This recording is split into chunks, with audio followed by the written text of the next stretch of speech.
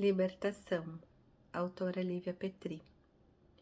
Minha trisavó índia, rebatizada de Vó Maria, raptada e escravizada no casamento com um português de nome Goulart ou Andrade, ou qualquer outro nome que o leitor queira dar-lhe, vem agora clamar a sua libertação.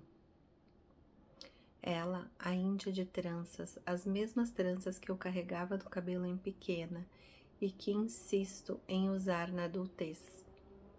A índia que deixou uma marca em minha pele alva. Eu venho agora, tantas gerações após a tua, libertar-te, Vó Maria, do jugo do silêncio, das lágrimas no escuro, da tez morena que nunca ninguém soube explicar, da língua original que se perdeu, do ódio surdo de ser domada, estuprada e tornada esposa, a viva força de armas e do pênis de um europeu qualquer rasgando as tuas carnes. Violência, sexo, submissão e domínio. Assim iniciou-se a história da família de meu pai. A mulher que carregou meu pai no ventre, tal qual sua avó, era parda na pele, tinha os olhos dos indígenas, a boca, o nariz. Tudo nela gritava por Vó Maria, menos o nome, pomposo, afrancesado, Aide. Ela, que foi Miss Montenegro, casou-se sob os augúrios de sua mãe com o solteirão de apelido Mudinho, porque a mãe incitava-lhe a aproveitar a beleza, deixar de lado o barbeiro por quem nutria afeto genuíno e buscar no tal alemão, filho do dono das fábricas, cervejarias, terras e mais terras, a vida certa e confortável para ela e sua prole. Nada mais falso, nada mais incerto e miserável que um casamento arranjado à época da Segunda Guerra Mundial. Um casamento que ninguém jamais aprovou no vilarejo, que expulsou os noivos para a distante capital do Rio de Janeiro.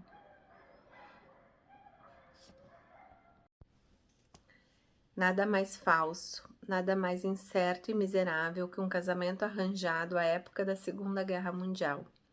Um casamento que ninguém jamais aprovou no vilarejo, que expulsou os noivos para a distante capital do Rio de Janeiro e depois para a provinciana cidade de Porto Alegre, das misturas todas.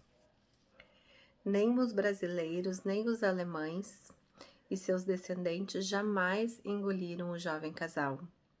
E o homem, o macho, o provedor, mostrou-se ainda mais doente que o apelido que lhe fora dado em priscas eras por outros alemães como ele. Não tinha fisicamente mal algum. O mal estava no caráter, na personalidade perversa e torta, no gênio do incesto e da traição que ele carregava com a naturalidade de quem respira ou bebe um copo d'água. Kurt passava com a amante em frente à janela do casarão da família.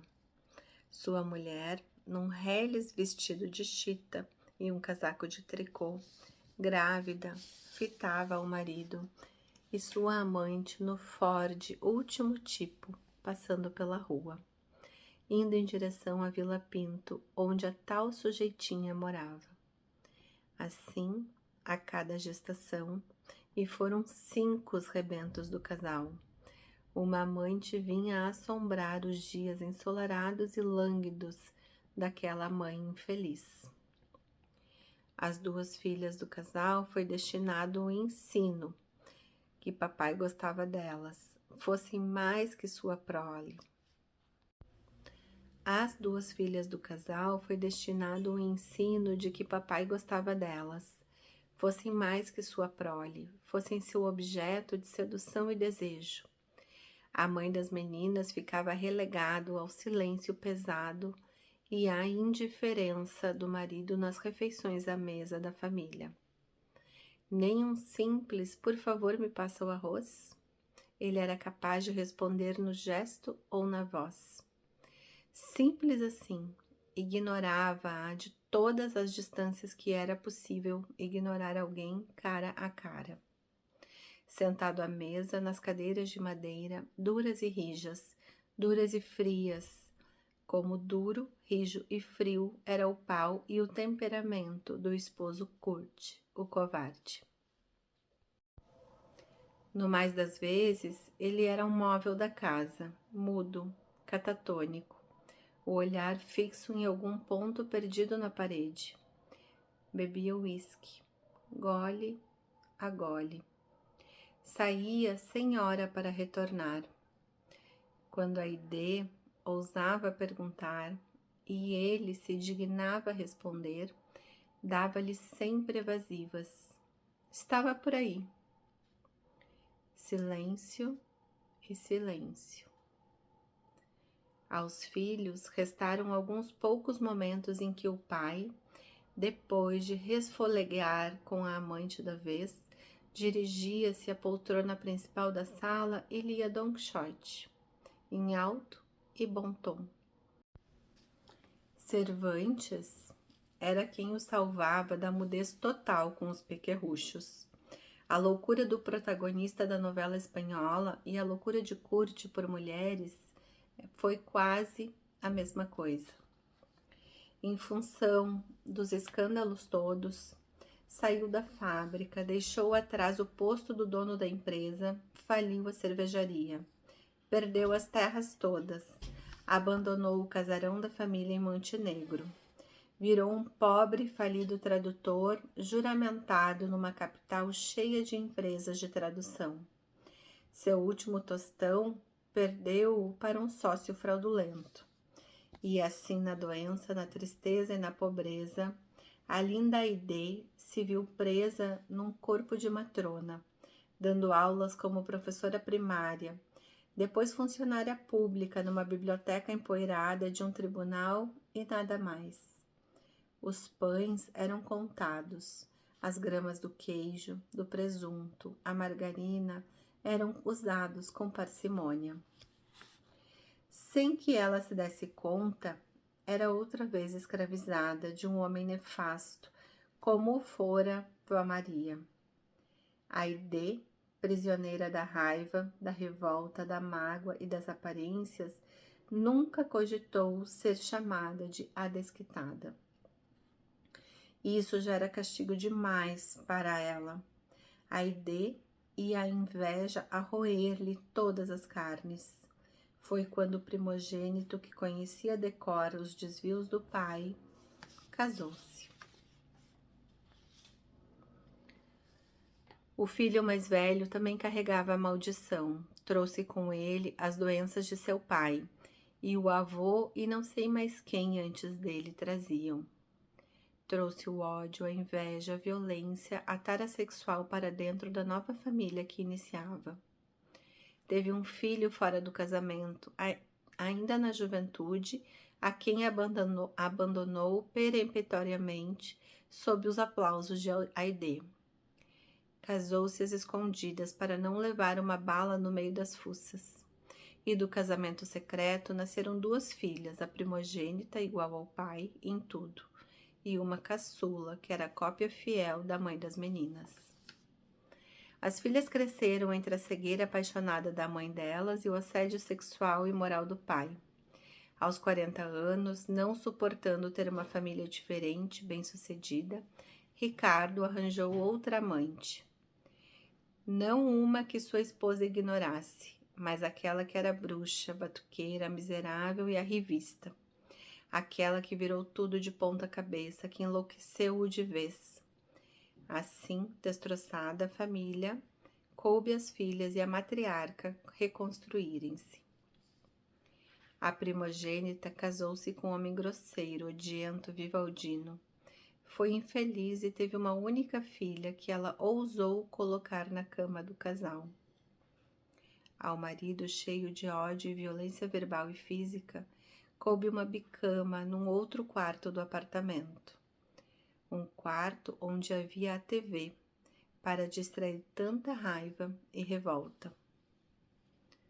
A caçula não casou-se nem teve filhos, mas teve alguns poucos relacionamentos com homens abaixo do nível dela, homens que não a puseram em pânico. Foi eternamente infeliz. Diferente da irmã mais velha, materialista por nascimento, a caçula era devotada a Deus, e isso era o único lugar e espaço que a preenchia deveras. As meditações, os retiros de yoga. A mãe das meninas adoeceu de uma doença grave, degenerativa e fatal. Foi cuidada com esmero pela caçula. A outra filha esqueceu-se de visitar nos anos da velhice e da doença. Encheu-se de 1000 razões para não ir à CTI ou UTI, das 10 vezes em que a matriarca esteve internada.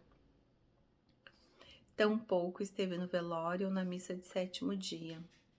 Apareceu pontualmente no dia aprazado e no escritório do advogado para saber do testamento. E como a herança dividida não é igual à herança usurpada, a primogênita, junto do pai, aproveitou-se de um golpe de internet da qual a caçula foi vítima para buscar arrebatar tudo o que a outra tinha. Mas Deus é justo, e nem todos os juízes e promotores nascem cegos.